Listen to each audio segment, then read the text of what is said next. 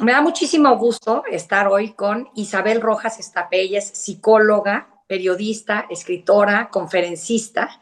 Está de visita en México y viene a dar una conferencia a nuestro país para hablar del perfeccionismo, que creo que ahora muchos estamos pensando en lo importante que es siempre ser mejores, pero creo que de ser mejores a que todo tenga que estar siempre perfecto, pues hay límites, ¿no? Me imagino que un parámetro sano y otro no, Isabel, no sé, ¿cómo nos los podrías explicar? Pues bueno, lo primero de todo, muchísimas gracias, Ana Paula. Gracias por contar conmigo para el programa. Pues mira, he hablado, llevo unos días ya en México, me quedo otros tantos, pero he hablado de muchos temas y sí que quería hacer un pequeño hincapié, sobre todo en México, ciudad, sobre el perfeccionismo, porque creo que es uno de los males del siglo XXI. Es un mal que al principio, bueno, pues todos considerábamos como algo bueno y que con el tiempo, sobre todo en este siglo XXI, en este momento de intoxicación de cortisol, de que vamos tan sumamente a lo bestia y rapidísimo en la vida, nos está generando mucho daño y está generando esta conducta, esta rigidez, este control que nos hace sufrir enormemente. Entonces, bueno, pues sí que me gustaría aportar este pequeño grano de arena porque creo que es fundamental que nos demos cuenta que el perfeccionismo muchas veces nos puede hacer enfermar. Ahora, ¿cómo saber cuál es el punto en el que deja de ser sano estar buscando hacer bien las cosas? ¿Cuándo ya este perfeccionismo nos puede afectar? Pues mira, afecta en el momento en el que una persona empieza a sufrir por las cosas de alrededor. Es decir, cuando ya esa cosa, esa situación o esa circunstancia ya no está a mi merced, ya no está bajo mis órdenes, sino que estoy yo bajo esas órdenes. Es decir, si en el momento en el que, por ejemplo, si yo veo algo que está tirado, pues necesito imperiosamente cambiarlo en vez de dejarlo estar. O en el momento en el que me maquillo 3 veces, o en el momento en que tengo que hacer todos los días mi media hora de gimnasio, porque entonces si no, ya el día es malo. Es decir, en el momento que hay unas conductas rígidas o unas conductas que tenemos que hacer sí o sí, entonces ahí es que cuando realmente sale ese perfeccionismo tan negativo. Pero la disciplina siempre nos las han vendido como algo positivo. Ahorita que dices esto, por ejemplo, siempre tengo que hacer mi rutina de ejercicio. Si tú ves a los coach de ejercicio, normalmente te están diciendo, haz diario, aunque sea 30 minutos, es mejor 30 minutos que nada. Entonces, ¿cómo distinguir cuando esto está siendo algo positivo, un ejercicio de disciplina, O o algo negativo. cuando... Esa es una grandísima pregunta, Ana Paula, porque es verdad que necesitamos todos mejorar la voluntad. La voluntad es esa capacidad para irnos poniendo metas y irlas consiguiendo con objetivos. Y eso, bueno, pues es importantísimo. Y no solo eso, sino que la voluntad es una de las cosas que más eleva nuestra conducta, nuestra personalidad y que hace que realmente podamos conseguir aquello que nos planteamos y que queremos en la vida. Y por tanto, insisto, esa voluntad y esa disciplina es fantástica. Otra cosa es la rigidez. Y ahí es la fina línea que cada uno de nosotros tenemos que saber detectar. La rigidez, las conductas rígidas, inflexibles, son aquellas que nos hacen sufrir cuando no las realizamos. Igual que el agua adquiere pues, la forma del recipiente en el que está, el ser humano tiene que adquirir la capacidad de amoldarse a lo que le pasa sin dejar de hacerlo. Pues claro, a mí cuando alguien me dice, no, es que yo tengo que hacer ejercicio todos los días a las 10 de la mañana en mi gimnasio. Si no lo hago, entonces fatal. Ahí es donde entra la rigidez, ahí es donde entra ese perfeccionismo y donde entra ese nivel de hiperalerta que me hace sufrir tantísimo y que me hace enfermar. Por tanto, disciplina sí, pero rigidez no. Y en el momento en el que yo no puedo cambiar mi conducta, en el momento en que yo no puedo cambiar mi forma de hacerlo, entonces ahí es cuando nos tiene que salir una línea roja, una alarma para decir, cuidado, cuidado que me estoy convirtiendo en un gran rígido, en una persona que le cuesta mucho hacer las cosas de forma distinta. Claro, entonces la diferencia sería perfeccionismo y rigidez. Quisiera quizás irme un poco para atrás y preguntarte por qué decidiste venir a México a hablar del tema de perfeccionismo, porque pues tú hablas mucho de, por ejemplo, cómo ser buenos padres, de la mentalidad que tienen los adolescentes, bueno, en fin, tienes un sinnúmero de temas y por qué en específico este fue el que te trajo a México? Pues mira, es una gran pregunta. Como llevo unos días ya en México, he hablado ya de bastantes cosas y voy a hablar en los próximos días, estar en Chihuahua también dando un ciclo de conferencias. Entonces, bueno, digamos que voy a tocar muchos temas y efectivamente yo hablo del amor, de la pareja, la elección afectiva, la sexualidad, la pornografía, los padres, la educación, el cerebro, o sea, hablo de muchísimas cosas. Pero el perfeccionismo es una de esas cosas que está emergiendo desde hace ya años, que nos hace enfermar enormemente y que no se le está dando voz, ni luz, ni nada. Entonces, claro, digo, es que esto tengo que contarlo, o sea, la gente tiene que ser consciente, porque el perfeccionismo, y lo contaré en la charla del miércoles, una de las cosas que genera es que nos cueste conectar con las personas, es decir, la empatía, el poder sentirme bien con otros y por tanto no genero oxitocina, esa hormona del apego, del vínculo, del placer, del sentirme querido. Y por otro lado, genera que yo esté constantemente hiperalerta. Ese vivir hiperalerta hace que yo pues no pueda estar realmente conectada y concentrada en lo que hago. Esto es una de las grandes ironías de la vida. Me pongo a hacer muchísimas cosas, un hiperactivismo total, pero sin atención. Sin atención, entonces estamos en un mundo en el que hay una crisis de atención enorme. Las pantallas obviamente no ayudan, pero el perfeccionismo, la rigidez, el control, ese vivir hiperalerta aumentan esa crisis de atención enorme en la que estamos viviendo a día de hoy. Y si no piensas, Ana Paula, tú a día de hoy sabes, no sé, te traes muchos números de teléfono de memoria, o tú vas de un sitio a otro y puedes no ponerte el GPS.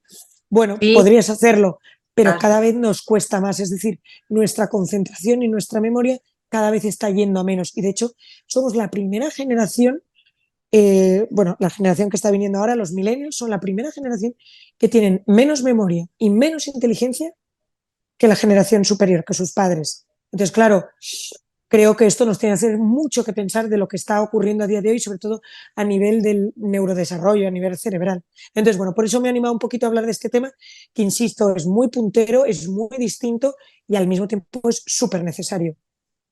Sí, bueno, esto que dices me sorprende tanto porque somos una generación que tenemos acceso a tanta y tanta y tanta información, pero a Sí, la pues dices, la capacidad de retención de esta información hace que quizás nos acordemos hoy, los que somos más o menos de la edad que no nacimos con el iPhone y tal, del teléfono que teníamos cuando éramos niños chiquitos, pero no nos podemos acordar ahorita del teléfono de nuestros hijos, ¿no? O sea, ya está, hemos perdido. totalmente. Pero decías, esta parte del perfeccionismo nos está enfermando. ¿Cómo se ve físicamente? ¿Cuáles son las enfermedades que ves a raíz del perfeccionismo, Isabel? Pues mira, a través del perfeccionismo se ven tanto, digamos, desajustes físicos como psicológicos. Es decir, físicamente nuestro cuerpo responde ante cómo estamos psicológicamente. Esto es lo que se conoce como la medicina somática, psicosomática. Es decir, mi cuerpo ante situaciones emocionales intensas, o no tienen por qué ser tan intensas, pero sí sostenidas en el tiempo, mi cuerpo siempre reacciona. Siempre, absolutamente siempre.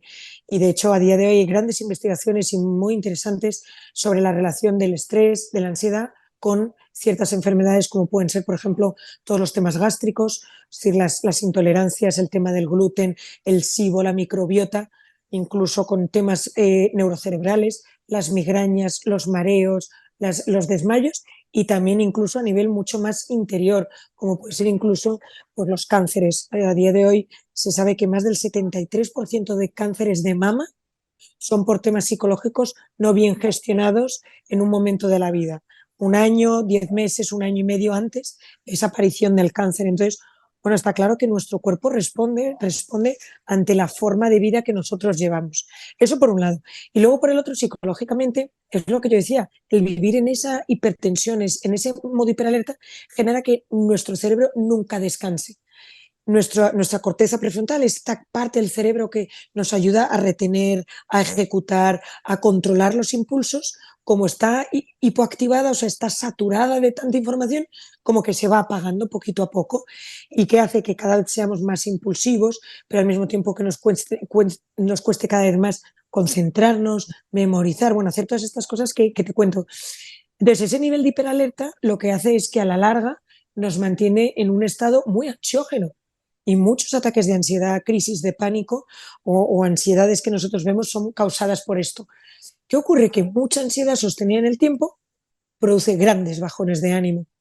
Y aquí viene la ironía. Vivir hiperalerta puede llegar a producirme depresión. Y esto es lo que se conoce como las depresiones endógenas, es decir, un estado de tristeza, de hartazgo, de saturación muy grande interior por ese nivel de hiperalerta constante. Por tanto, a mí cuando alguien me dice, no, no, a mí el perfeccionismo no me afecta nada, yo digo, es que tú no lo sabes, o sea, tú crees que no. Sin embargo, siempre hay una respuesta tanto psicológica que repercute, por tanto, a nivel físico.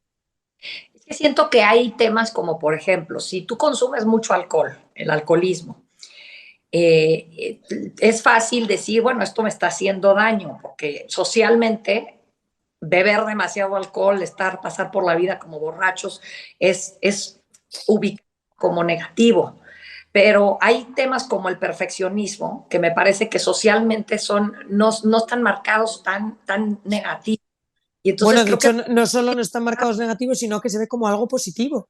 O sea, exacto. de hecho, yo cuando estos días paseo por la calle veo y veo de repente a la chica, a la típica chica perfecta, que dices, delgada, guapa, el pelo ideal, toda conjuntada, toda estilosa, ni una mancha, son las 8 de la tarde y siguen los taconazos, está no sé qué tal, yo sé que eso es perfeccionismo.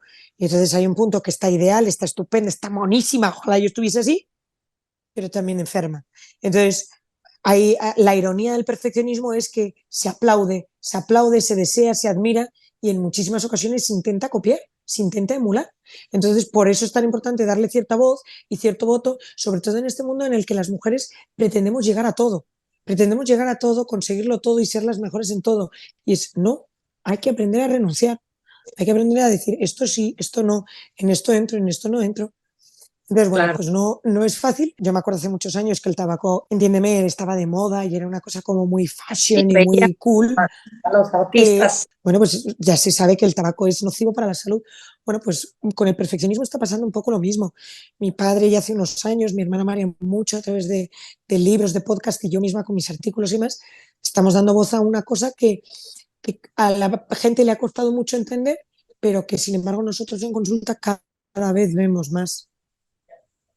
Y hoy siento que estás refiriéndote mucho a mujer, mujer, mujer, mujer en esto. ¿Lo ves más en mujeres que en hombres o por qué?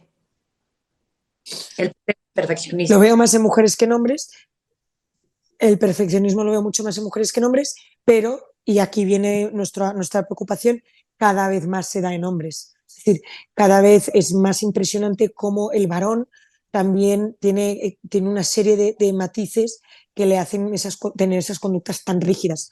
Pues eso, más deporte, mejor cuerpo, mejor empresa, más dinero, mejor coche, mejor barco, mejor todo.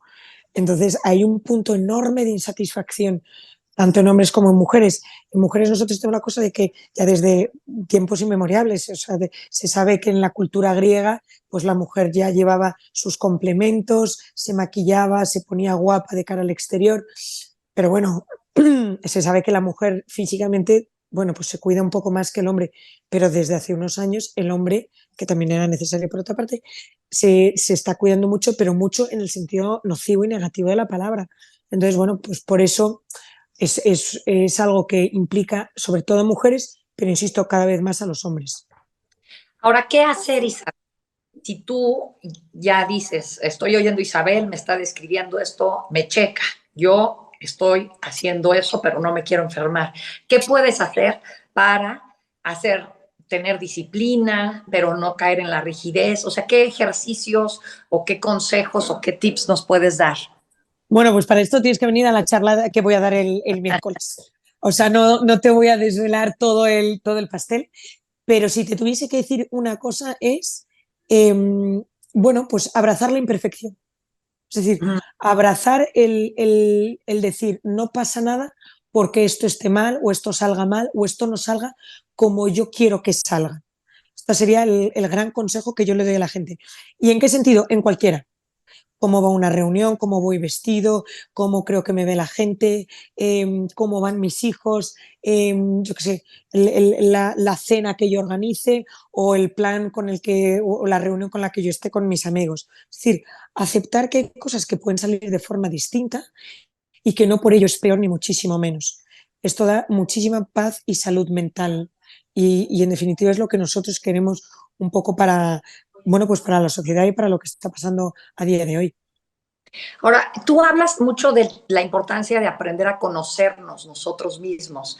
No sé si eso también puede jugar un papel importante en, digo, creo que conocernos, que suena como que cómo no me voy a conocer yo a mí mismo, ¿no? Pero luego hasta dicen incluso que nuestros aparatos electrónicos, nuestro celular nos conoce mejor que nosotros, ¿no? Si no haces un ejercicio.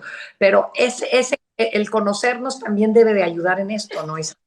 Pues mira, a mí me pasó hace ya un tiempo, Ana Paula, que vino un chico a la consulta, tendría 30 y muchos años, y entonces me dijo, Isabel, a mí me encanta la psicología, a diferencia de mis amigos, yo he leído muchísimo, escucho un montón de cosas, bueno, se había aprendido los podcasts de mi padre, se había leído el libro de mi hermana Marian, bueno, todo, todo, todo. Y entonces le vi en consulta y una de las cosas que nosotros hacemos más es la parte del autoconocimiento, es decir, el aprender a conocerse e indagar interiormente. Entonces, me acuerdo perfectamente que le dije, bueno, a ver, ¿y tú cómo eres? ¿Cómo dirías que eres? Y entonces se me quedó mirando y me dice, ¿cómo que cómo soy? Y le digo, sí, dime cómo es tu forma de ser, cómo es tu personalidad. Y me dice, Isabel, pero qué pregunta más difícil. Entonces, claro, me sorprendió enormemente porque dije, bueno, es que la clave de la autogestión, de sabernos llevar, de sabernos, bueno, pues de saber vivir y no sobrevivir, tiene un punto en el que es conocerme. Entonces, es muy importante que cada uno de nosotros sepamos cómo somos, no por ponernos una etiqueta, no, es que yo soy así, entonces yo no cambio, sino todo lo contrario, decir, como yo soy así, esto me afecta de esta forma y por tanto yo puedo o debo actuar de esta otra. Entonces, lo decía Séneca, no hay barco que si no sabe dónde va no termina a la deriva. Claro. Entonces, si nosotros no conocemos cómo somos, cuáles son nuestros puntos fuertes, nuestros puntos débiles, cuáles son las cosas que nos afectan más, menos, podemos terminar a la deriva. ¿Y qué es a la deriva? A lo que diga la sociedad, a lo que digan el que dirán, a un punto en el que, y esto a mí me pasa, de tener pacientes en la consulta con 50, con 60 años que me dicen, ¿sabes qué? No sé cómo he terminado trabajando en este trabajo, o no sé cómo he terminado con estos amigos, o no sé cómo he terminado con esta persona, o no sé cómo he terminado pegando gritos a fulanito. Porque, hombre, el que no se conoce no sabe dónde puede ir o dónde debe ir. Por eso el autoconocimiento, y hablaré de esto también el día de la charla, es fundamental. Que cómo soy, mis factores de estrés, mis heridas, cómo sano yo mis heridas, mi pasado, mi proyección de futuro. Bueno, ahí está una clave fundamental del éxito, del posterior éxito de las personas. Pues suena excelente esta plática que vas a dar el miércoles próximo, Isabel. Aquí en esta charla nos acompaña, entiendo que Coco Cepeda del Río, que es la presidenta del patronato del albergue La Esperanza. Son quienes te traen a Me México. traen, si poco ha tenido la paciencia de escribirme y de perseguirme, por favor, Isabel 2020. Y bueno, como digo yo, quien persigue la consigue. O sea que hay que darle muchas gracias a Coco porque gracias a ella esto ha sido posible. Muy bien, pues no sé si nos quieran dar algunos datos por si alguien Sí, quiere ir a tu charla el sí, miércoles, se pueda claro que sí. pagar, ir, tal. A A ver, ver, Coco, todo tuya. todo, aquí voy. Para esta conferencia de Isabel, unimos esfuerzos con otras dos fundaciones, grandes fundaciones, Forja y Acompaña. Entonces les voy a decir muy breve qué hace cada una y el teléfono a donde se pueden comunicar o la página para comprar los boletos. La Fundación Acompaña apoya a las familias que han tenido una pérdida de un ser querido y les acompaña a superar el dolor y a recuperar la esperanza. Y el teléfono al que pueden hablar es el 55 78 38 00 25 o en su Instagram, Fundación Acompaña. Allí les aceptan tarjeta de crédito, PayPal, o sea, tienen muchas opciones. La Fundación Forja ofrece eventos de amplia difusión para adolescentes, padres de familia y educadores, brindando herramientas eficaces para que ayuden a la formación integral de los jóvenes, generando esperanza en su formación con coherencia de valores. Para que se comuniquen, a Forja es el 56 27 87 39 82 o en su página de Instagram, Fundación Forja MX. Oye, Y aquí el albergue, estos sí, links, un poco, vale creo que $1,000, ¿no? Esta charla. $1,000, cuesta $1,000 y yo creo que en todas, en nuestro caso, en el albergue, son deducibles de impuestos. Bueno, yo y me siempre imagino que super precio para tener a alguien tan para tener a preparado alguien y ahora sí que tan como, fregón ¿no? como Isabel. Todo lo que Como sea, hay que ayudar, Isabel. así que a por ello. Que todo el mundo Sí, se venga a la ahora, conferencia, que es más que necesario.